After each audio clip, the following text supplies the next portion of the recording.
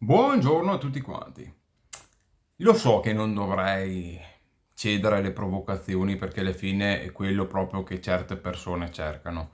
Però perché ogni tanto non parlarne, no? Tanto si è tra personaggi pubblici, come si suol dire, che mettono i propri pareri, le proprie impressioni a servizio di tutti e quindi, visto che spesso qualcuno si diverte a lanciare le frecciatine, adesso dico come la penso io. Allora, molte volte da un giullare mi viene additato il fatto che ho provato magari i prodotti di Toscana Factory Lab o magari di Pakis e per come la vedo io sono in una fascia di mercato che secondo me non è la loro. Questo significa che il prodotto non è buono, significa che non vale, significa che fa schifo, significa che ce l'ho con il Made in Italy? Assolutamente no. Anzi, il fatto di magari far notare certe cose è un modo per far migliorare o crescere, non per demonizzare. Tra l'altro, resta sempre il mio non è un giudizio sul prodotto, il mio è un parere su come io, quale appassionato, vedo il prodotto. Tutto qua e lo condivido. Cioè, mi dispiace anche che un prodotto che magari avevo delle grosse aspettative non lo andrò più a ricomprare perché magari in certi aspetti mi ha deluso. Dico quali sono e se magari possono essere di utilità.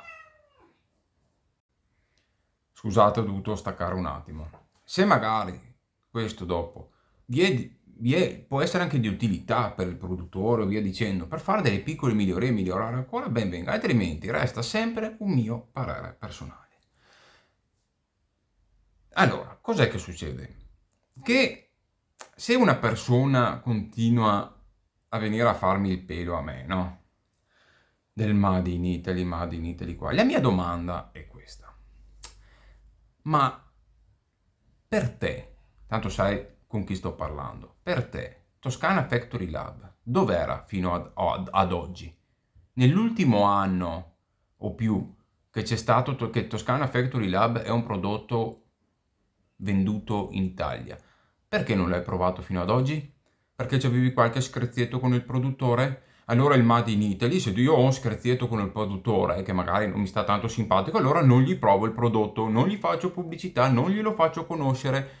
Io male che vada, o nel bene o nel male, io il mio video l'ho fatto ed è tante persone hanno conosciuto il marchio tramite quel video. Alcune persone hanno acquistato il set anche per vedere se quello che dicevo si rispecchiava o non si rispecchiava, quindi alla fine io ho dato il lustro comunque a quel marchio lì.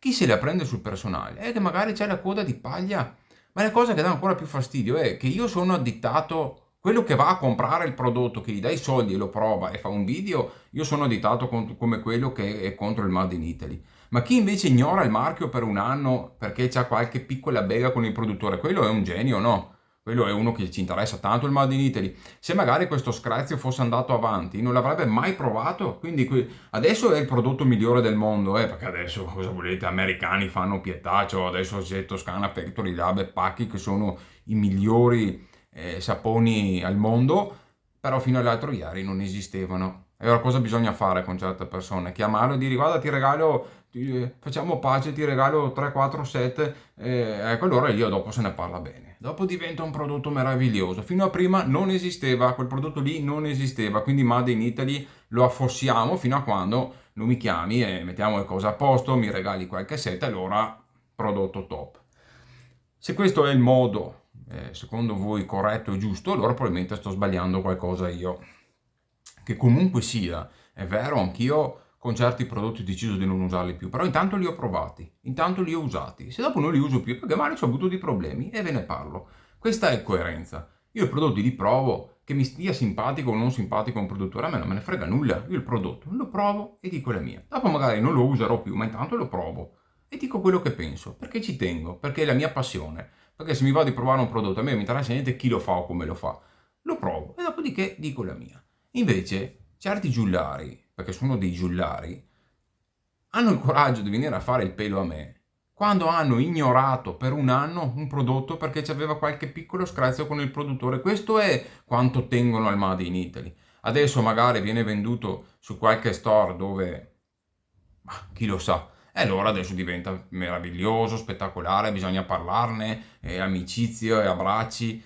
Questa qua è tutta falsità, questa è tutta falsità e ormai la gente lo vede, quindi mi rompe anche aver dovuto fare questo video qua, però almeno ho sputato il mio rospetto. Ogni tanto bisogna sputare il rospetto perché fa bene.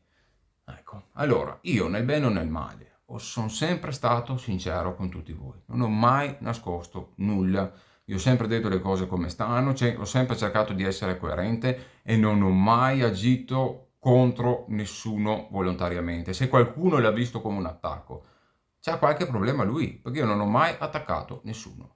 Se ho riscontrato dei problemi, l'ho fatto notare pubblicamente, come è giusto che sia, sono un appassionato, provo le cose, non è che ogni volta devo andare da questo e quello, ma guarda che qua, quella. Io sono un appassionato, condivido la mia passione con i miei amici. Basta, chiuso il discorso. Il mio parere è mio personale, non è un giudizio assoluto sul prodotto, è e rimarrà sempre un mio giudizio personale. Punto e basta. E. Dopo logico, cioè, se magari capita che un giullare faccia un set che magari è un flop mondiale, no? Dove pensi di vendere oro invece in realtà tanti saluti e dopo va svenduto a metà prezzo perché non lo vuole più nessuno. È inutile, bisogna fare le cose con umiltà, bisogna fare le cose un passetto alla volta, bisogna fare le cose quando si hanno le competenze, perché è inutile che dici io non sono un tecnico, non so niente, sono ignorante. Allora se sei ignorante e non sei un tecnico, perché fai cose che non sei in grado di fare a prezzi che non hanno nessun senso? Questo è quello che penso io. Le cose si fanno in base alle proprie capacità. Io non sarei mai capace di fare un sapone, né scarso e neanche di qualità, e non lo faccio.